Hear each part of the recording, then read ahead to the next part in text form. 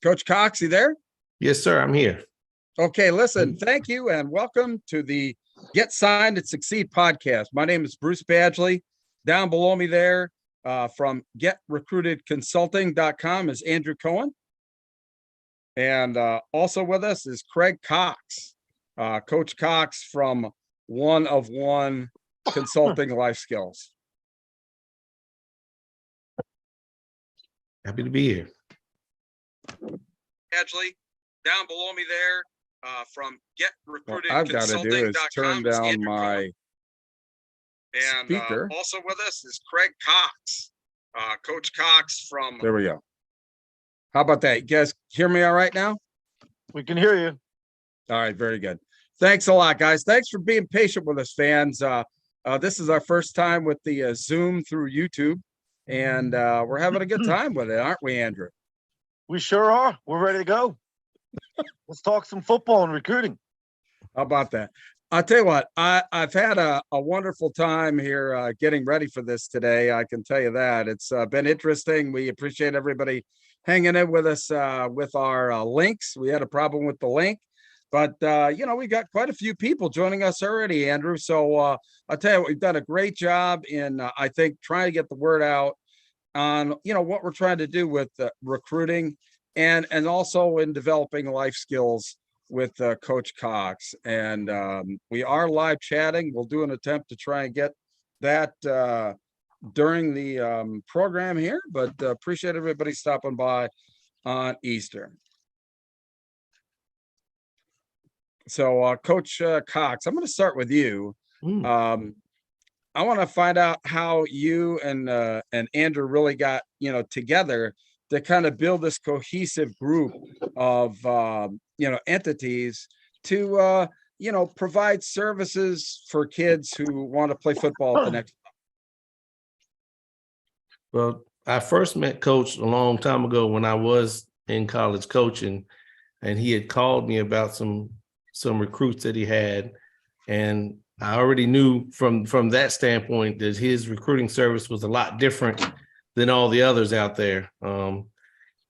So once I started this program that I do now, I reached out to a couple of recruiting services to, look at working together and helping students. And, once we got to talking, then I realized again, that his program is different than everybody else. I mean, he does the things that he says he's going to do. He actually talks to college coaches, doesn't just mass email everybody and bombard coaches with emails that are just going to be deleted. Once I realized that he's really out for the best interest of the students, just like what I do, I felt he's the only one that I recommend to any of my clients. So that's kind of how we got started. I just really like how he does his business. Well, that's good. And that's the same way with me. I kind of searched out Andrew when I attended one of his camps up in Hamburg a couple of years ago. I thought that the way that the camp was organized, the amount of college coaches that were there, the types of relationships that, were forged over that. That was somebody that I really wanted to, get involved with.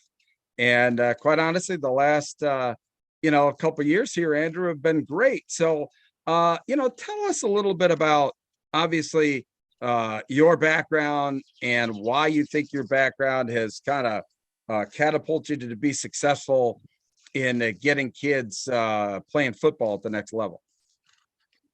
Okay, well, first of all, thanks a lot for running the show here, Coach Badge, and thank you, Craig, Coach Cox, for your information.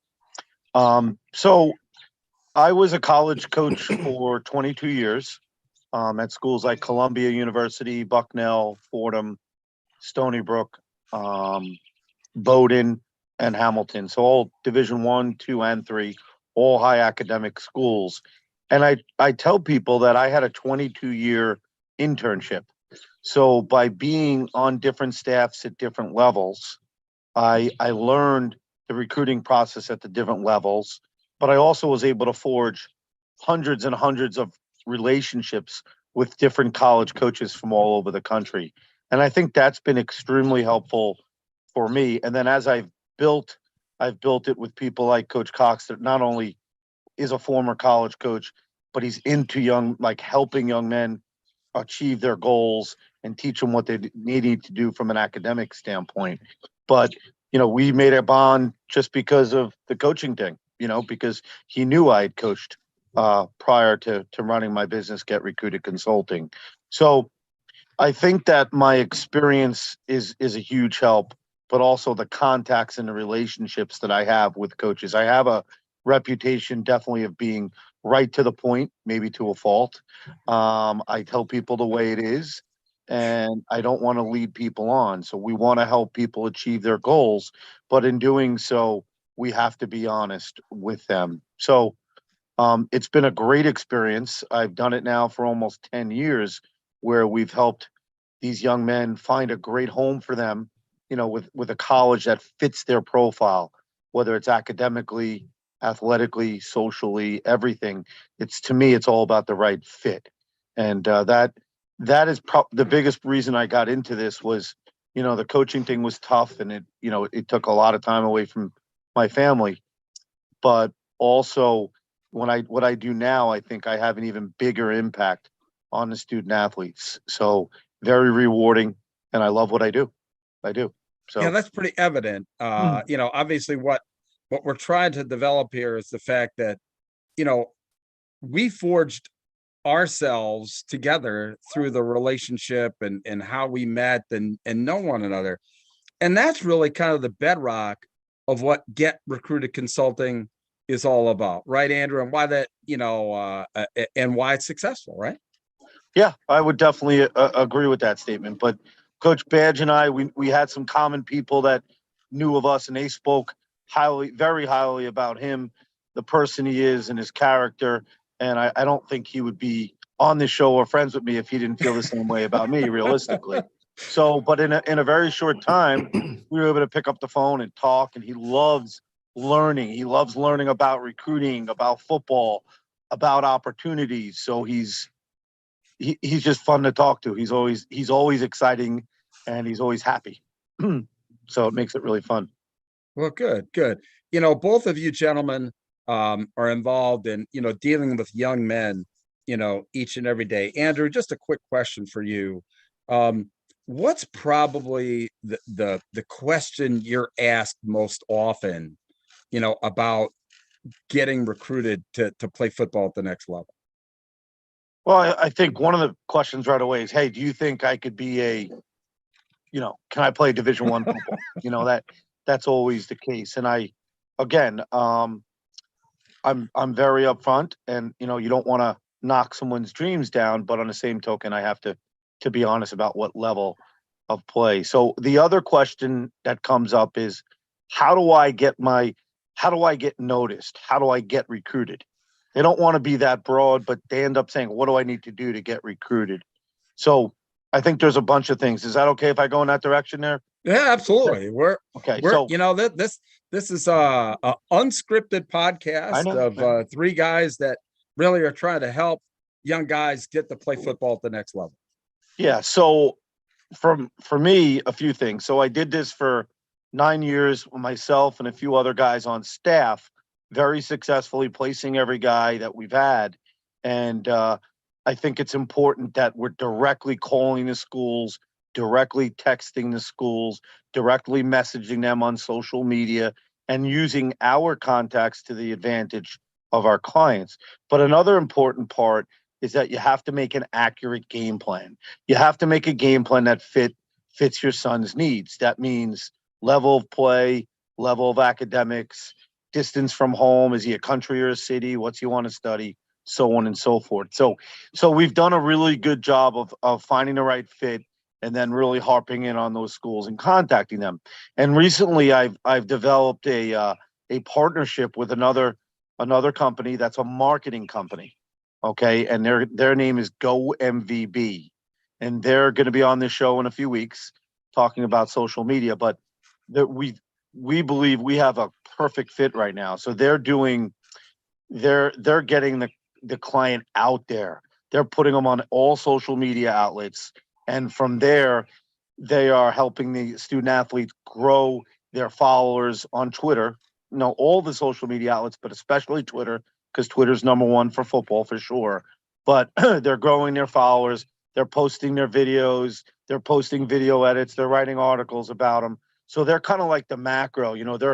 They're getting them out there, and I think that is really important right now because so many college coaches are on social media. Pretty much all the college coaches are. So from there, that gives me an opportunity to then reach out to the schools and the specific coaches that are showing interest in that student athlete, and it kind of pares it down a little bit better. But between the two of us, we really do everything that a student athlete needs. We are working on their development because I try to tell the families it's even more important that we make him the best product possible. Reviewing his lifting, running, academics, stretching is a real big one, sleep, diet. So we're going to go over that every week or two, depending on what our agreement is. But we want to help make them the best student athlete possible. We got some great players and we got some great young men that are working their butts off, and they listen and they carry through. And when they do that, they always see great results. That's a great point that you made, because it isn't just, you're not just dealing with, what the player has done on the field. This is a long-term plan that involving the every aspect of the student athlete to get him to the next level, and Craig as well. I mean, you're dealing with, an entity of an individual that you're trying to not only get into school, but then keep them in school, right? For sure. And we want to be able to call the coaches and not only say, hey, did you like his film? He's a great kid, but hey, this young man is working his butt off. We're going to make workout films of them, tell them what to do, and say, hey, look at this kid. Look how much weight he's squatting or cleaning or benching. And look at his movement skills in this agility drill. Or, hey, look at him. He can jam a basketball. Or look at him athletically in a 7-on-7. So I think it's extremely important that the developmental part is huge. It's kind of selfish, but I don't know. I don't know if it's selfish, but for me, it helps my job. It helps make it easier for me. But I enjoy that part of the job of, the weekly calls and making sure that they're keeping on track and they're making strides. If they have to gain weight, they have to gain a pound a week. Or if they have to lose weight, it's a pound a week. And we're helping them achieve those goals. So no different than I used to do for all the players that I coached for over 20 years of college coaching. Yeah. And Coach Cox, talk a little bit about, what you're doing in conjunction with Andrew, in the fact that, he's working a lot, obviously, on the, the physical aspect and the on-field skills. What are the kind of skills that you're involved with these young men to get them to the next level? Well, that's a great question, because I think a lot of times when I say life skills, there could be a whole lot of meanings for life skills. I've heard a lot of different things. What does that mean? Making their bed? I've heard a lot of different things about life skills and student success as well. Really, what my program teaches is the skills and attributes that successful people have. And I'm talking about successful people as a whole. And successful people come from all walks of life. And all the people who study successful people, like the Napoleon Hills, the Jim Rohns, Brian Tracy, all these people that you hear about that these corporations pay to teach all their executives. These are the types of skills that I teach students. Understanding the importance of why you make goals, how to make goals, that type of thing. Understanding time management. All these things are what successful people are good at doing. If you want to be successful, that's what you got to do. You got to do what successful people do. So that's really what my program teaches. And the GPA, the student success, the GPA, the test scores, that's really a byproduct of you doing the things that you need to do to be successful. When you do those things, like Coach talked about goals, this is the biggest question I can have for a student, whether they can benefit from my program or not.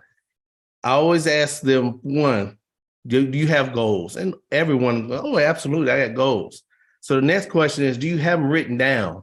Are they written down somewhere where you can show me? Well, guess what? I know it's already a no. because 97% of the population is a no in that category. Well, if you're in that 97%, then you could benefit from my program, whether you're a 2.0 GPA or a 4.0 GPA. So a lot of people think from a student success standpoint, if they have a certain GPA that, the program's not going to do anything for them. But if you want to be successful, whatever it is in life you want to do, that's exactly what my program teaches, is what successful people do. Yeah, that's great stuff. That's great stuff. And and for me, with my avenue, Sports Solutions Marketing, it's about working with gentlemen such as yourself to promote their businesses. And it doesn't necessarily have to be a sports business. Many times I'm just working with organizations that want to be involved in the betterment of athletes, to utilize themselves in branding along with a particular school, a particular sport, a particular community, not only with their own websites, but when putting together podcasts such as this. I mean, it's great attention getting for a business to show that they're involved in those kind of sports. And quite honestly, with the NIL, the name, image, likeness, starting to really take hold, and not knowing where anybody is, through the United States, other than I know Coach Cox is in Kentucky, Andrew and I being in Pennsylvania. Pennsylvania just passed, some pretty nice NIL rules for high school athletes. So in a way that a business wants to join with even high school athletes, and then carry it through by promoting their games and what have you, that's what Sports Solutions Marketing is all about. The business that I'm in. And it's a lot of fun because I get to do games, I get to meet gentlemen such as yourself. But backing up just a little bit, I asked Andrew obviously what the most prevalent question was. What are some of the other main questions, Andrew, that you get asked related to college recruiting, that are the other top 5 questions, and how you answer? I think a big one would be, what is different about Get Recruited Consulting than the other services? There's a few that they specify, but I don't really need to do that.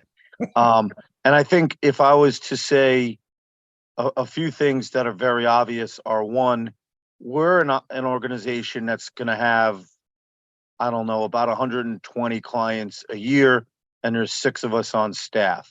So no one has more than 40 clients. So we're able to give a lot of attention. We're on the phone with our clients anywhere from every week or every 2 weeks.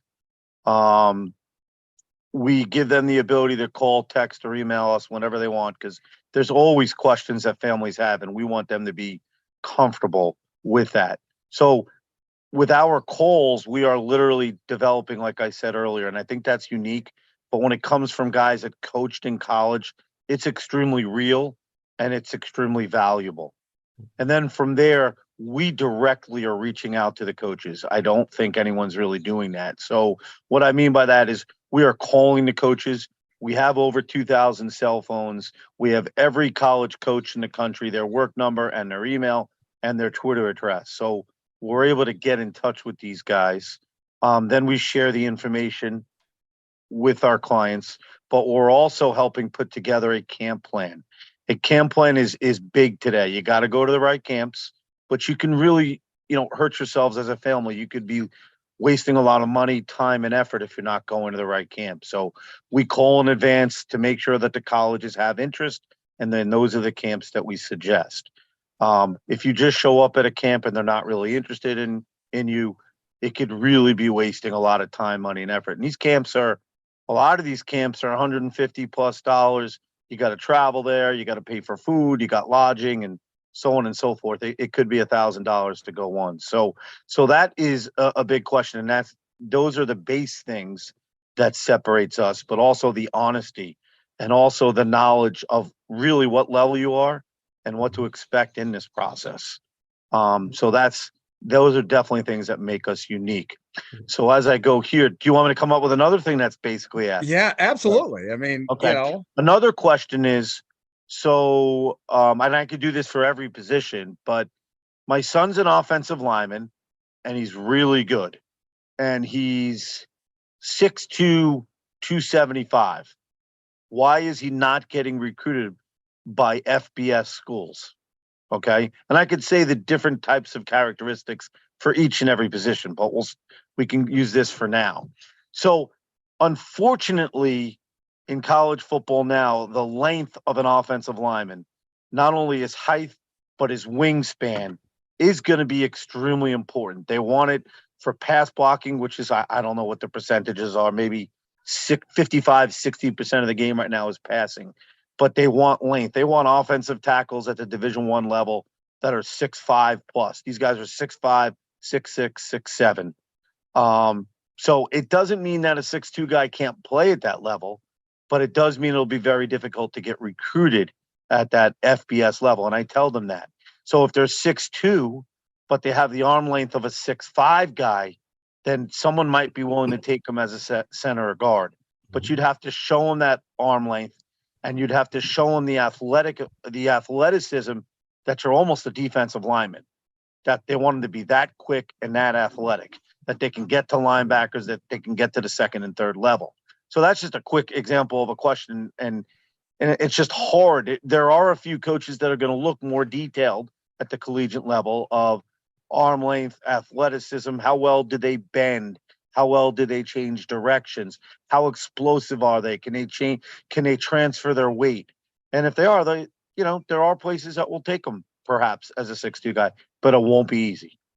Yeah, So. and remember too, this is what these are these guys' jobs. I mean, it's one that it's like, well, can they take a chance on my son? Well, correct me if I'm wrong, but these are edicts that kind of come down from on high to these coaches of where they've of the template that they're looking for their particular position, and it's the job of these. It's part of their job to get out there and find these guys. So literally, looking at from the perspective of it's these guys' jobs on the line to recruit these athletes. So obviously there has to be some pretty gosh darn good reason for him to maybe, you're going to have to show him a good reason of why, if you're not in that lane on the measurables, of why they should look at this player, correct?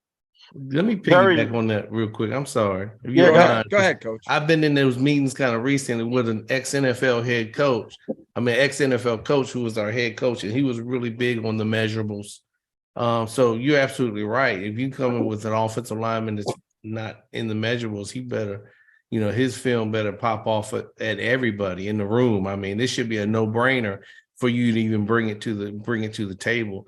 And just a couple other differences of coaches program. And I mentioned the email thing. First thing most coaches that I know, including myself, do when you get into the office in the morning is you delete the 200 emails that you were blasted with by all these recruiting companies who send you students who, one, they don't have the academics to get in your school, or two, they don't play at your level. So you end up getting to the habit of just deleting those. The fact that coach calls you directly is a big difference. That's the biggest difference I would say between his program and the others. And coach, I don't mean to take too much time, but the honesty part is huge. Especially when I coach D2, you'd hear it a lot more. These students are getting told that they can play D1, they're waiting and waiting and waiting. All the D1s are filled up and they're still waiting after signing day. Well, guess what? The D2 coaches got to move on. Now there's no spots available. So that kid who could be playing at a really good D2, now he's going NAI or somewhere else because there's no spots available. So just the honesty really helps the students get them where they need to be. When you upsell a student that he's going to go somewhere that he's not going to be able to get to, you're really hurting his chances of getting anywhere and getting an opportunity. Or if they're even pursuing that level, is really what I was kind of driving at, is the fact that what have an opportunity to do is target success. This is what Sign and Succeed podcast. Part of succeeding in this process is focusing on where you have the highest probability of award. And that's really what I think Andrew is doing better than anybody out there. And I got a quick question. We got a question that I'd like to get to before we get too far down the road. And this is from Braden Zerlinden. Hopefully I've pronounced that correct. He says, I have a Braden's question. one of our clients. He's a really explosive defensive end from Ohio, and he's a sophomore. Okay. I think, though, by the way, that's what kind of makes me different. Like, I know every one of our kids because we don't have a ridiculous amount of clients. So, well, that's great. But Braden asks, what is something that a player should work on the most to stand out above the rest? I think that's a good question, but it's a broad question. So if you're a defensive lineman, which is what he plays, it would be explosiveness, leverage, and tenacity. Those are three things I would say. In his case, he has all those, but now the continued thing is how much bigger can he get by also either maintaining or increasing his speed, explosiveness, and strength. So hopefully that makes sense. So, I mean, I think every defensive line coach in the country wants to see a guy who has fast twitch, who can come off the football. That's probably number one for everyone. Then can he bend well enough to play with really good leverage? You know what I mean? And then can he get off the blocks and accelerate to the ball carrier and, playing angry? Just realistic. You got to play angry to play defensive line. So hopefully that helps you, Braden. We've talked about that stuff. I think Braden is a really good player. As he continues to get bigger, he's going to be that much better and faster. And that's, yeah, I mean, we could just go on forever on all of this stuff because there's a million things we could talk about. But these are things that, and you and I have talked about this point all the time, Andrew. I mean, guys really need to start getting involved in this process. I mean, as early as possible. So like him, for instance, you're exactly right. So him, for instance, we started working a few months ago. Great young man, great work ethic, and he's very eager and wants to do everything, right? But if I hope I'm not embarrassing him or saying anything out of order, but if we weren't together, he wouldn't know that he has to put on that weight, that he has to get faster, because as much as he plays really, really well, he's going to have to go to the camps and be bigger and be faster in person than the other people. And what you run in the 40 and the 5-10-5 agility and the vertical jump is going to be part of their evaluation of you, of all kids. Sorry. So hopefully that helps. Well, and then too, this camp strategy, and you've mentioned this, a couple of times, but, guys need to start camping, when they're between freshman and sophomore year, definitely between sophomore and junior year, because just like with anything, having the experience of going to these camps and going up against other players and how it works is really invaluable. And I'm just saying from what you've taught me, Andrew, that guys need to get involved in this process to know what the camp experience is like, so that when they get there, they act like they've been there before, okay? That they exude that confidence, because that comes across well for these college coaches when they see them, right? For sure. And then they also, like you're saying, they've already done this. They've done the camp thing. And every time they go to more camps, they feel more comfortable and they perform better. You know what I mean? It's kind of like I always say, it's like why you scrimmage before you play games, why you take the PSAT before you take the SAT, right? You want to be prepared for when game day is really there. Or when that camp really matters, when that's the school that is interested in you and they call you for, that they want you to show up, that, when you show up, that you're going to be prepared because you've been at these other camps and you've nailed it. So you go in there with a high degree of confidence. There's a lot less nervousness. You're going to go in there, you're going to perform better, right? For sure. And you definitely better prepare for those camps. So I say, if a young man is a junior, right? So it's his junior year and spring is here, he should be preparing not just to have a great season, but also to have a great camp season. And it's almost like preparing for two different seasons. So if you're going to the camps and you have good film, they've shown some interest, they say they want to see you at camp before they offer you, then it's going to be vital that you work on your 40, because that's an art, working on your start, and then working on your 5-10-5, making sure that you have the right technique on your agility. That's 5 yards, then 10 yards all the way across, and then 5 yards across the middle.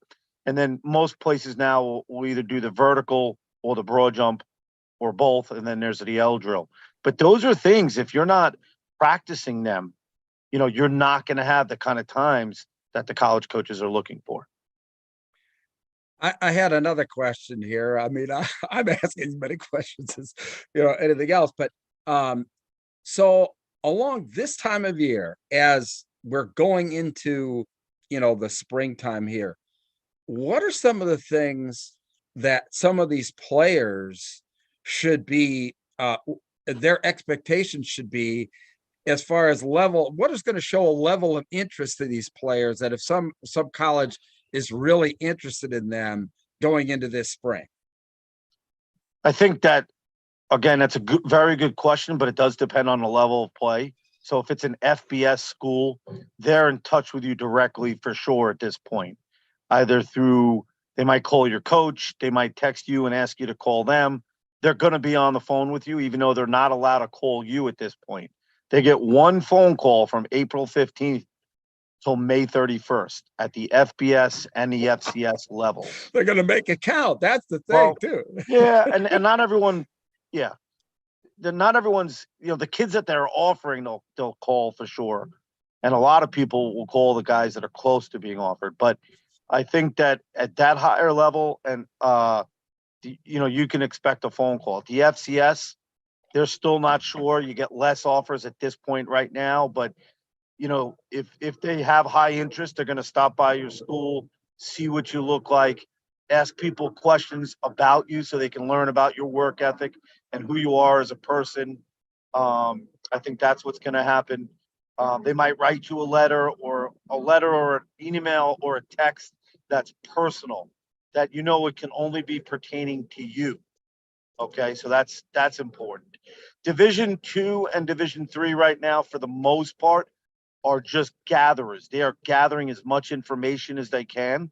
We'll have a show coming up soon. We'll talk about the timeline of when the offers are going out, but they're not in that point. They're really just trying to find out. Now when you say though, high academic Division III, like the NESCAC, which is like the Ivy League of Division III, or a Hopkins or a Pomona, I don't know, Chicago, Carnegie Mellon, because there's fewer kids that could get in those schools and they also play good football, they might be doing a little bit more right now.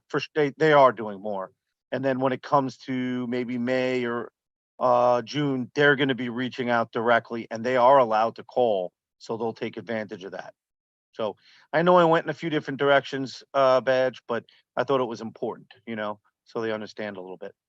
Well, and it's not like we don't have more of these podcasts to go on, that if other people have questions down the road, I mean, we've got these podcasts now every Sunday, and then we'll have, on Sundays, and have the opportunities that if there's some questions that people want to ask in between here. I mean, like I said, I'm chomping at the bit my own self here. Like, but I'd be glad to give everyone my Twitter if they don't already have it.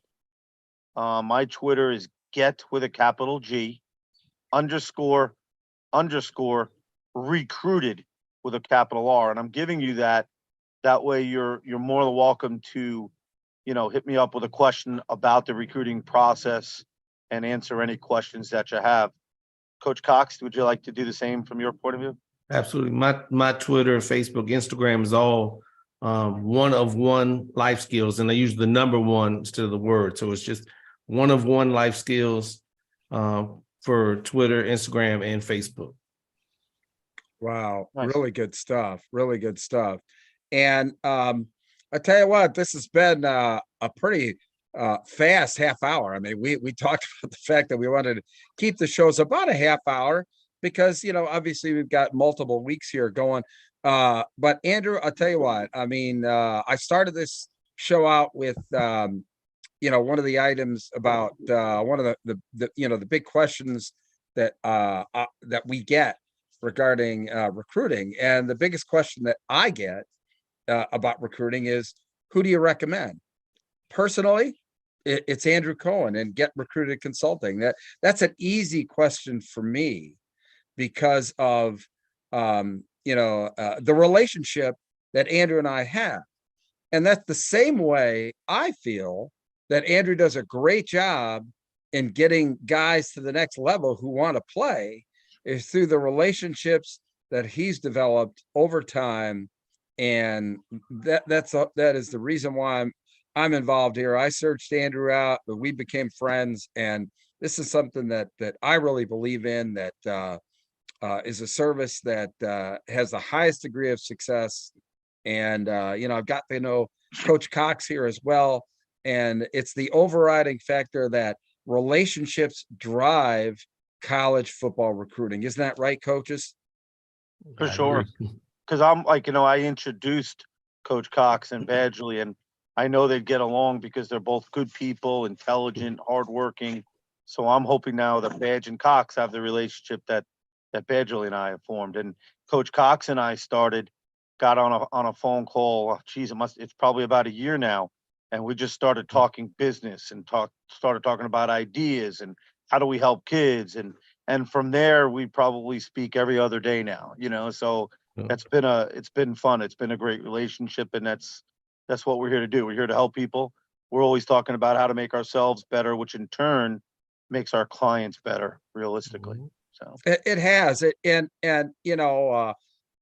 this isn't really the first foray that Andrew and I have done a few podcasts or whatever like that. I've learned everything, from the conversations that I've had, with Andrew, and then brought that, into conversations with high school coaches and going to, camps myself and what have you. And for me, it's been great. It's a totally new aspect of football that high school football, especially, and now as it's really, leaping forward with NIL. I mean, it's a dynamic that I don't think any of us fully understand where the landing point's going to be.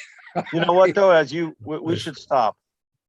We'll have a show on. We'll have a podcast on the NIL because I do think it's important that I think it is important as well. The real information about it. We're trying to keep these podcasts around 30 minutes. That way we respect their time, but also we can keep you interested for a half hour.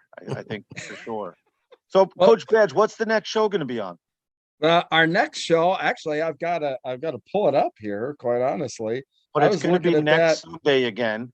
Pardon me? It'll be at 7:30 on Sunday, correct? Yeah, 7:30 on Sunday. We'll post it and get it out. My God, my phone is so full of everything here.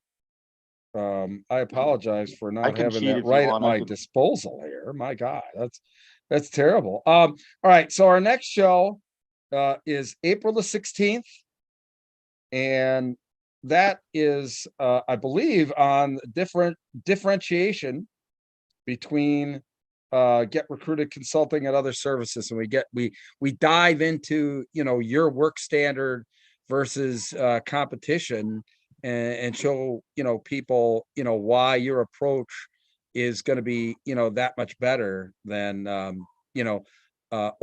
shouldn't say that much better, what your approach is, and people can be educated on what type of service that they want to deal with, and decide from there. But I think, as you talked about, the fact that the type of results that you get, the type of results that I believe in, and the knowledge, I think, that gets passed along.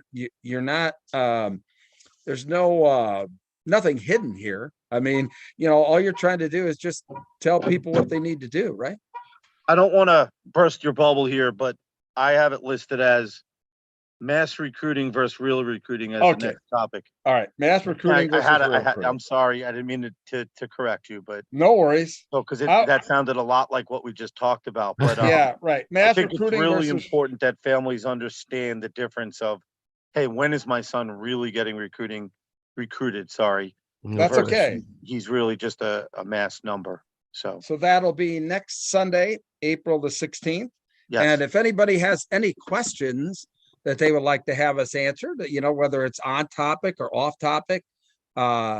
You know, you can DM any of us, or drop us, you know, a note, obviously on the podcast here through the chat section, which we had going here tonight. We flew the space shuttle tonight, gang. I mean, this this was quite honestly, this was my first time I've live streamed through YouTube and Zoom and what have you. And actually, it was a little bit rough to the start, I think, because I had to push a button here. I was kind of listening to about 3 different broadcasts going on at the same time in my head, and I couldn't really listen. But after I figured out how to get that taken care of, I think we were good. So, gentlemen, listen, thank you very much. It's been an absolute pleasure. We're on this journey now of our Get, Sign, and Succeed podcast. I think we are off to a great start.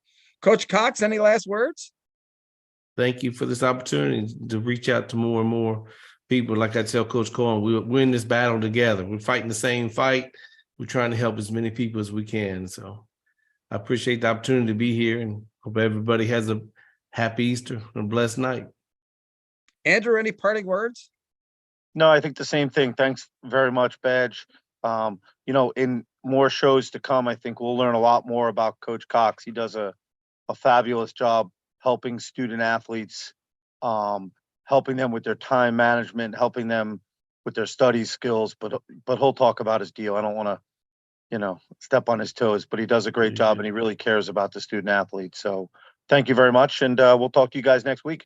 All right. And we'll talk to everybody next week. Listen, thank you very much for joining us. My name is Bruce Badgley for Craig Cox and Andrew Cohen. Listen, we'll see you next Sunday at 7:30. Take care now.